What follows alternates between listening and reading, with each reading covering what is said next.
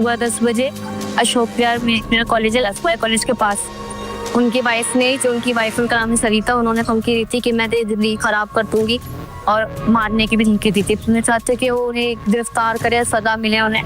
ഈ ആസിഡ് ആക്രമണത്തിന് ഇരയായ പെൺകുട്ടിയുടെ മൊഴിയിൽ പല തരത്തിലും വൈരുദ്ധ്യങ്ങൾ പോലീസ് സംശയിക്കുന്നുണ്ട്. ഒന്നാമത്തേത്, അവിടെ അങ്ങനെ ഒരു ആസിഡ് ആക്രമണമേ പ്രതികളുടെ ഭാഗത്തു നിന്നും ഉണ്ടായിട്ടില്ല എന്നുള്ളതാണ്. കാരണം പോലീസിന് ക്രൈം സീനിൽ നിന്ന്, അതായത് കൃത്യം നടന്ന ഇടത്തു നിന്നും ആസിഡിൻ്റെ ട്രേസുകൾ ചുമരിൽ നിന്നോ നിലത്തു നിന്നോ ഒന്നും തന്നെ ലഭിച്ചിട്ടില്ല എന്നുള്ളതാണ്. രണ്ടാമത്തേത്, ഈ പെൺകുട്ടി 22 വയസ്സാണ് പ്രായം, ബികോം 2ാം വർഷ ബിരുദ വിദ്യാർത്ഥിയാണ്, പഠിക്കുന്നത് ലക്ഷ്മിബായി കോളേജിലാണ്.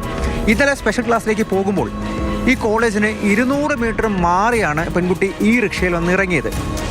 അത്രയും ദൂരം കൂടി സഞ്ചരിക്കാതെ എന്തുകൊണ്ട് അവിടെ ഇറങ്ങി എന്നുള്ള കാര്യം ഇപ്പോൾ പോലീസ് സംശയിക്കുകയാണ്. മൂന്നാമത്തെ കാര്യം, ഇതിലെ പ്രധാന പ്രതി ജിതേന്ദ്ര എന്ന് പറയുന്ന വ്യക്തി ഈ കൃത്യം നടക്കുന്ന സമയം ആ ക്രൈം സീനിൽ, ആ സ്പോട്ടിൽ ഉണ്ടായിരുന്നില്ല. മൊബൈൽ ട്രേസ് ചെയ്ത് പല വിവരങ്ങളും എടുത്തിട്ടുണ്ട്. അതിൽ കിലോമീറ്ററുകൾ മാറി കരോൾ ബാഗ് പ്രദേശത്താണ് ഈ പ്രതി ഉണ്ടായിരുന്നത് ആ സമയത്ത്.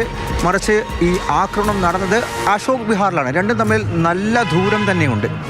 അതിനോടൊപ്പം മറ്റ് 2 കൂട്ടുപ്രതികൾ, ഒന്ന് ഇഷാൻ, രണ്ടാമത്തേത് അർമാൻ. ഈ 2 പേരും ആക്രമണത്തിന് ഇരയായ പെൺകുട്ടിയുടെ ബന്ധുക്കളാണ്. പക്ഷേ ഇവരുടെ കുടുംബങ്ങൾ തമ്മിൽ കുറേ നാളായി സ്വത്ത് തർക്കം നിലനിൽക്കുന്നുണ്ട് എന്നുള്ള കാര്യം കൂടിയാണ് പോലീസ് വ്യക്തമാക്കിയിരിക്കുന്നത്. ഈ ജിതേന്ദ്ര എന്ന് പറയുന്ന പ്രധാന പ്രതിയാണ് 1 കൊല്ലമായി പെൺകുട്ടിയുടെ പുറകെ നടന്ന് ശല്യം ചെയ്യുന്നു എന്നുള്ള കാര്യം മൊഴിയായി പോലീസ് മുൻപാകെ പെൺകുട്ടി നൽകിയിരിക്കുന്നത്. ഇതിനെല്ലാം കൂട്ടുപിടിച്ച് പിന്നാലെ വരുന്നതാണ് ജിതേന്ദ്രൻ്റെ ഭാര്യ ഇപ്പോൾ നടത്തിയിരിക്കുന്ന ആരോപണം.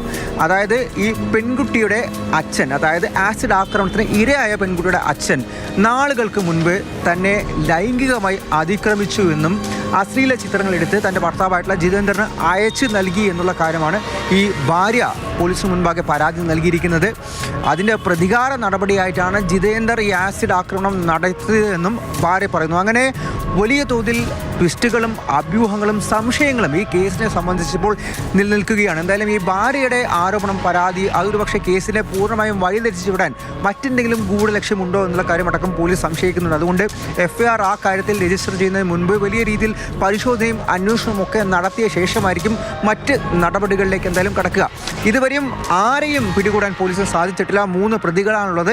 ജിതേന്ദ്ര എന്ന് പറയുന്ന പ്രധാന പ്രതി, ഇഷാൻ, അർമാൻ, 3 പേരും ഒളിവിൽ പോയതാണ് ഇന്നലെ തന്നെ. ഇതുവരെയും ഇവരുടെ ലൊക്കേഷൻ ട്രേസ് ചെയ്യാനോ ഇവരെ പിടികൂടാനോ പോലീസിന് സാധിച്ചിട്ടില്ല. വലിയ തോതിൽ അന്വേഷണം നടക്കുന്നു എന്നുള്ള കാര്യം തന്നെയാണ് പോലീസ് പറയുന്നത്. അതിനോടൊപ്പം തന്നെ ഇതിൻ്റെ കൂടുതൽ വിവരങ്ങൾ ലഭ്യമാണെങ്കിൽ ഫോറൻസിക് തെളിവുകൾ, ഫോറൻസിക് പരിശോധനയുടെ തെളിവുകളും ആ ടെസ്റ്റുകളുടെ ഫലവും അടക്കം ലഭിക്കേണ്ടിയിരിക്കുന്നു. എന്തായാലും വലിയ തോതിൽ ട്വിസ്റ്റുകൾ നിറഞ്ഞിരിക്കുന്ന കേസാണ്.